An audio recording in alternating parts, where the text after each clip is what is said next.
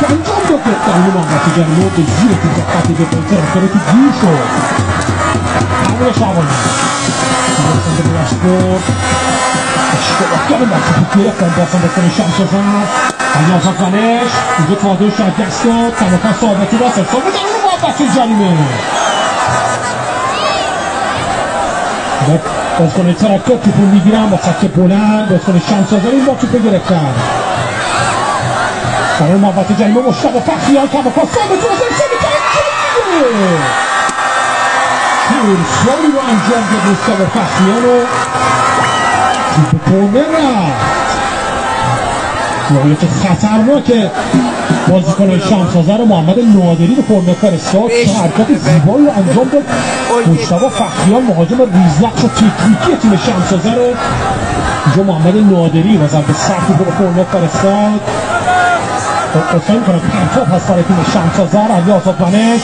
ارسال بلند به درون محمد جلیمی دست تو گیر شد داستان باز کنه شمس‌آذر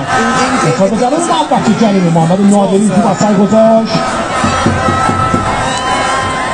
باز محدودی خطر دور میشه امید امیری از دروازه بیرون میاد و توپ مستقیما به بیرون میفرسته هم مشتاق فخریان که ثانیه های پیش حرکت تکنیکی رو انجام داد درون محمد جلیمی توی تراکتور ارسال زیبایی که انجام داد با ضربه سر محمد نادری به کورنر رفت خطر انجام شد توسط بازیکن تراکتور رو اشتباه میکنن و شمس‌آذری ها توپ رو میگیرن دست پشت مدافعی که ایراد کار آقا جمعیتش نبیره شمس‌آذر نوید کنار معاون وزیر انجام داده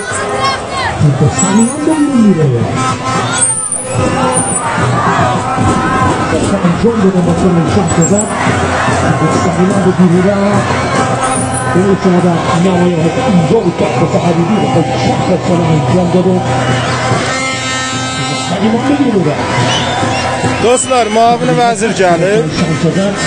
حملات خوبی رو برای دروازه تیم تراکتور دارن معاون وزیر ورزش تمنایی که موفق نبودن 3 دقیقه وقتی خلاص شده برای نیمه اول این دیدار در نظر گرفته شد توسط داور چهارم آقای حامد سیری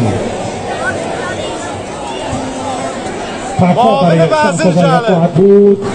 معاون وزیر ورزش تراکتور شده جان حیدری رو در تسکین موظف فرمودی امیر شعبانی منطقه مدیر عوض کرد دفاعی بازیکن شمس‌آذر کماکان توپ در اختیار داره ارسال بلند به دست پشت مدافعین که با ضربه سر علیزاده ایرانوند توپ سپرد به دانیال اسماعیلی اشتباه کرد